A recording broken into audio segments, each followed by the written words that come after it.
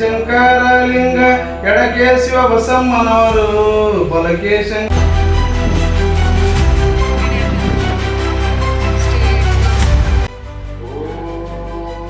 ನೋಡಿ ವೀಕ್ಷಕರೇ,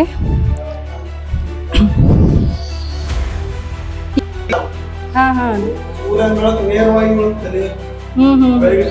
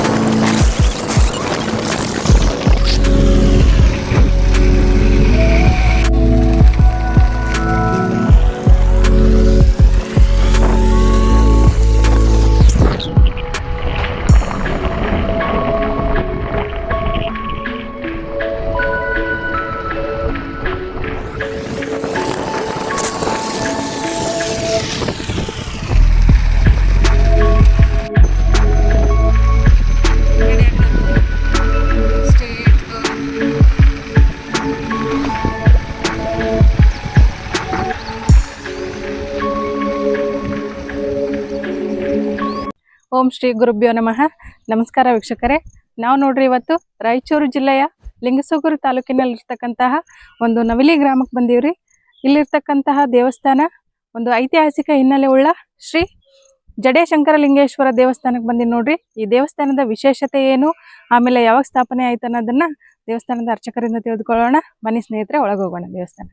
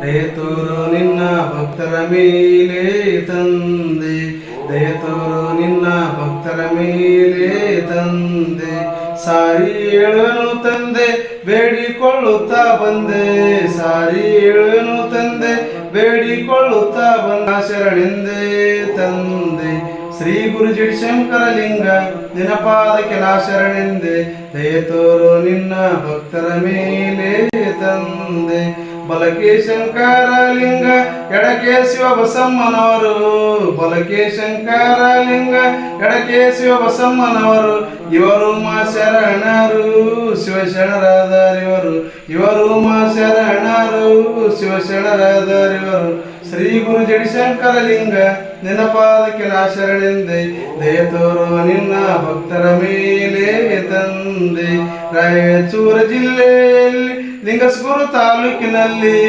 ರಾಯಚೂರು ಜಿಲ್ಲೆಯಲ್ಲಿ ಲಿಂಗಸ್ಗೂರು ತಾಲೂಕಿನಲ್ಲಿ ನವಲಿ ಎಂಬ ಗ್ರಾಮದಲ್ಲಿ ಶಂಕರಲಿಂಗನಿರುವನಲ್ಲಿ ನವಲಿ ಎಲ್ಲರೂ ನಿನ್ನಿಂದಾನೇಪ್ಪ.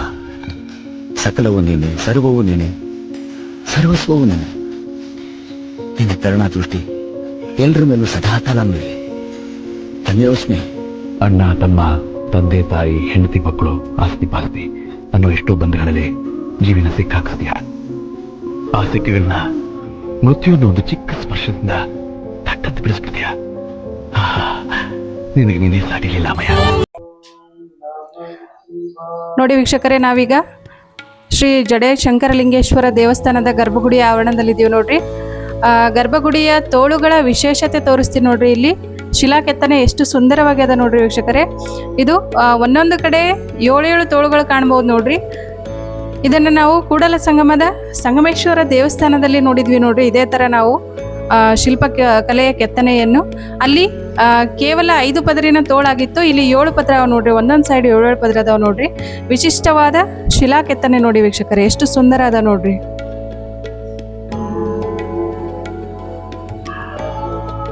ಮಧ್ಯದಲ್ಲಿ ಶಿವನ ವಿಗ್ರಹ, ಆ ಕಡೆ ಈ ಕಡೆ ಆನೆ ಅದಾವ ನೋಡ್ರಿ. ಎಷ್ಟು ಸುಂದರ ಕೆತ್ತನೆ ನೋಡಿ ವೀಕ್ಷಕರೇ.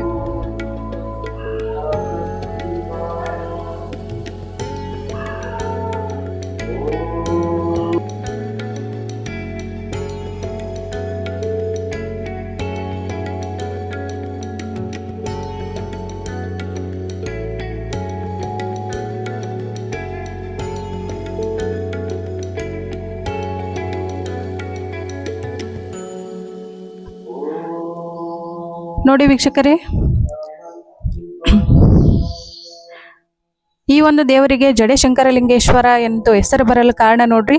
ಈ ಒಂದು ಶಿವಲಿಂಗದ ಮೂರ್ತಿಗೆ ಇಂದ ಜಡೆಗಳು ಮೂಡ್ಯಾವ ನೋಡ್ರಿ. ಒಂದು 11 ಎಳೆಯ ಜಡೆಗಳನ್ನು ನಾವು ಕಾಣ್ಬೋದು ನೋಡ್ರಿ. ಹಂಗಾಗಿ ಜಡೆ ಶಂಕರಲಿಂಗೇಶ್ವರ ಅನ್ನುವ ಹೆಸರು ಈ ಶಿವನಿಗೆ ಬಂದ ನೋಡಿ ವೀಕ್ಷಕರೇ. ಕೃಷ್ಣಾ ನದಿಯ ಮಧ್ಯದಲ್ಲಿ, ಸುತ್ತಲೂ ನೀರು, ಮಧ್ಯದಲ್ಲಿ ದೇವರು ನೆಲೆಸ್ಯಾನ ನೋಡ್ರಿ. ಅತಿ ಅದ್ಭುತ ಮತ್ತು ಸುಂದರ. ಸುತ್ತಲೂ ನದಿಯ ನೀರಿದ್ರೂ ಸಹ ಈ ಗರ್ಭಗುಡಿ ಮಧ್ಯದಲ್ಲಿ ಅದಲ್ಲ ವೀಕ್ಷಕರೇ. ಸುತ್ತಲಿನ ನೀರು ಗರ್ಭಗುಡಿಯಲ್ಲಿ ದೇವರ ಹತ್ತಿರ ಬರಬೇಕಾದ್ರೆ ಬಿಸಿ ನೀರಾಗಿ ಪರಿವರ್ತನೆಯಾಗಿ ಈ ಒಂದು ಗರ್ಭಗುಡಿಯಲ್ಲಿ ಬರುತ್ತೆ ನೋಡಿ ವೀಕ್ಷಕರೇ. ಇದು ಇನ್ನೊಂದು ವಿಶೇಷತೆ ಈ ಒಂದು ಜಡೆ ಶಂಕರಲಿಂಗೇಶ್ವರ ದೇವಸ್ಥಾನದ ಅಂತ ಹೇಳ್ಬೋದು ನೋಡಿ ನಾವು.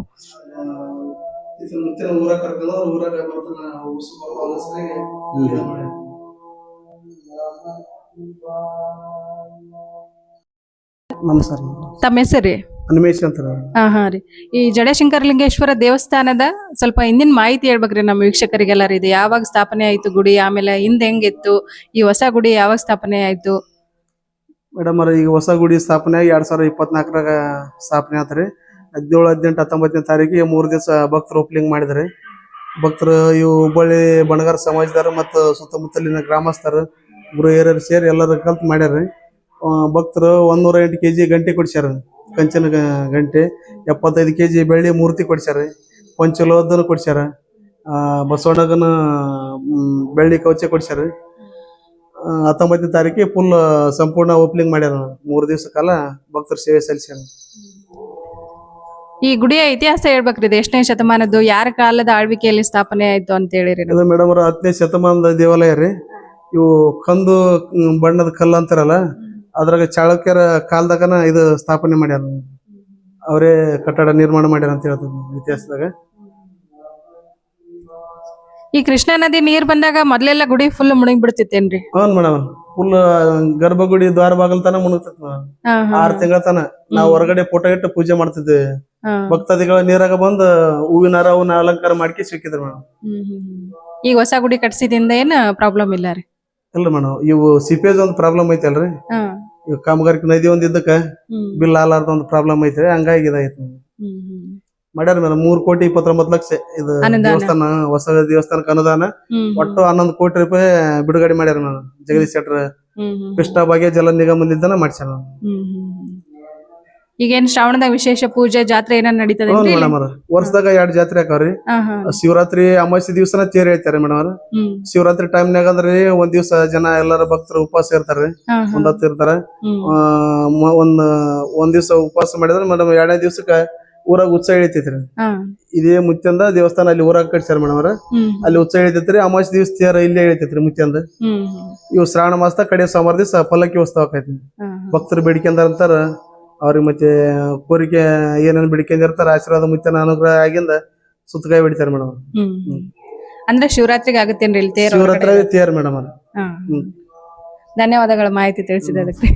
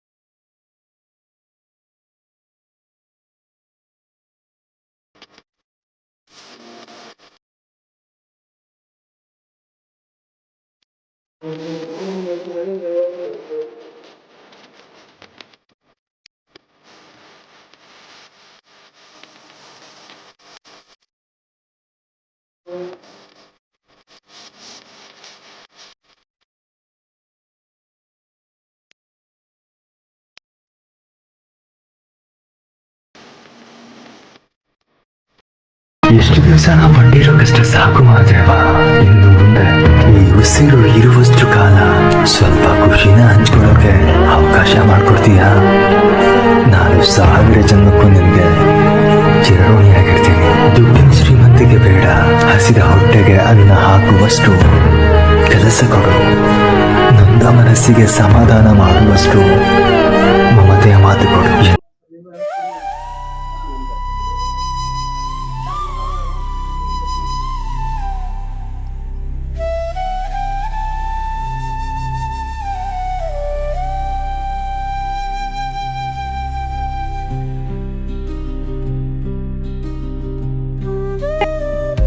ನೋಡಿ ವೀಕ್ಷಕರೇ, ಇದು ಲಿಂಗಸೂರು ತಾಲೂಕಿನ ನವಿಲಿ ಗ್ರಾಮದಲ್ಲಿರ್ತಕ್ಕಂಥ ಒಂದು ಸುಂದರ ದೇವಾಲಯ ನೋಡ್ರಿ. ಜಡೆ ಶಂಕರಲಿಂಗೇಶ್ವರ ದೇವಸ್ಥಾನವನ್ನು ಸುಮಾರು 10ನೇ ಶತಮಾನದ ಕಾಲದಲ್ಲಿ ಕಲ್ಯಾಣ ಚಾಲುಕ್ಯರು ನಿರ್ಮಾಣ ಮಾಡಿರ್ತಕ್ಕಂಥ ದೇವಸ್ಥಾನ ನೋಡ್ರಿ. ಈ ಒಂದು ಸುಂದರ ದೇವಾಲಯ ರೀ, ಹಳೆ ದೇವಾಲಯಕ್ಕೂ 3 ಬಾಗಿಲುಗಳಿದ್ದವ್ರಿ. ಈಗ ಹೊಸದಾಗಿ ಸ್ಥಾಪನೆ ಮಾಡ್ಯಾರ ಇದಕ್ಕೂ ಸಹ 3 ಬಾಗಿಲುಗಳಾವ್ರಿ. ಆಮೇಲೆ 5 ಕಲ್ಲಿನ ಶಿಲಾಶಾಸನಗಳನ್ನು ನಾವಿಲ್ಲಿ ಕಾಣ್ತೀವ್ರಿ. ಆದ್ರೆ ಈ ಒಂದು ಕಟ್ಟಡದ ನಿರ್ಮಾಣದಲ್ಲಿ ಆ ಶಾಸನಗಳನ್ನು ಆ ಕಡೆ ಎತ್ತಿ ಹಾಕ್ಯಾರಿ. ಅದಿನ್ನೂ ಕನ್ಸ್ಟ್ರಕ್ಷನ್ ಆದ್ಮೇಲೆ ಫುಲ್ಲು ತೋರಿಸ್ತೀನಿ. ಈಗ ಅದು ಯಾವ ತರ ಇದೆ ಅದೇ ತರ ತೋರಿಸ್ತೀನಿ ನಾನು ನಿಮ್ಗೆ. ಒಟ್ಟು ಇಲ್ಲಿ 5 ಶಿಲಾಶಾಸನಗಳಿದ್ದು ಅದರಲ್ಲಿ ಈಗ ನಮಗೆ ನೋಡಕ್ಕೆ ಎಷ್ಟು ಸಿಗುತ್ತೆ ಅಂತ ನೋಡ್ತೀವ್ರಿ. ನಾವು ನೋಡಿ ಎಷ್ಟು ಸಿಗುತ್ತೆ ಅಷ್ಟು ತೋರಿಸ್ತೀನಿ ವೀಕ್ಷಕರೇ.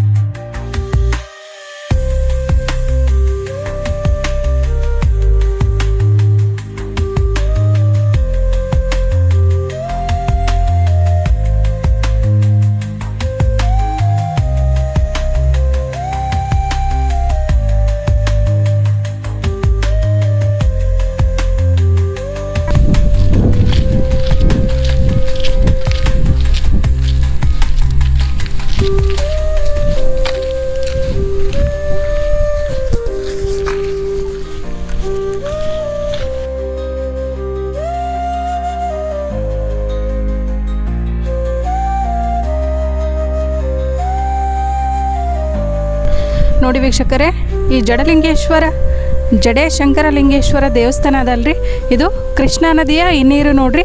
ಈ ಹಿನ್ನೀರು ಏನದಲ್ರಿ ಆಲಿಮಟ್ಟಿ ಡ್ಯಾಮ್ನಿಂದ ಬರುತ್ತೆ ನೋಡ್ರಿ. ಇದು ಆಲಿಮಟ್ಟಿ ಡ್ಯಾಮಿಂದ ಮುಂದೆ ಗೇಟ್ಗಳು ಓಪನ್ ಮಾಡಿದಾಗ ಈ ಥರ ನೀರು ರಭಸವಾಗಿ ಬರುತ್ತೆ ರೀ. ಈ ನೀರಿಗೆ ಮೊದಲು ಹಳೆ ಗುಡಿ ಏನಿತ್ತಲ್ರಿ ಅದು ಫುಲ್ ಮುಳುಗಡೆ ಆಗ್ತಿತ್ತು. ಹಂಗಾಗಿ ಈಗ ಹೊಸ ಗುಡಿಯನ್ನು ನಿರ್ಮಾಣ ಮಾಡ್ಯಾರ ನೋಡ್ರಿ.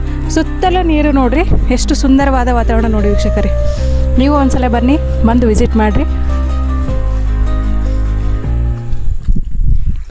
ಇದೇನು ಕಾಣಿಸುತ್ತಲ್ರಿ, ಇದು ಹಳೆ ದೇವಸ್ಥಾನ. ಇದು ಅನಂತ ಪದ್ಮನಾಭ ದೇವಸ್ಥಾನ ನೋಡ್ರಿ. ಇದೂ ಸಹ ಕೃಷ್ಣಾ ನದಿಯ ಹಿನ್ನೀರಿನಲ್ಲಿ ಮುಳುಗಡೆಯಾಗಿರುವುದರಿಂದ ಈ ಒಂದು ದೇವರನ್ನು ಅಲ್ಲಿ ಊರಲ್ಲಿ ಹೋಗಿ ಪ್ರತಿಷ್ಠಾಪನೆ ಮಾಡ್ಯಾರಂತ ನೋಡ್ರಿ. ಅನಂತ ಪದ್ಮನಾಭ ಸ್ವಾಮಿ ದೇವಸ್ಥಾನ ನೋಡ್ರಿ ಅದು.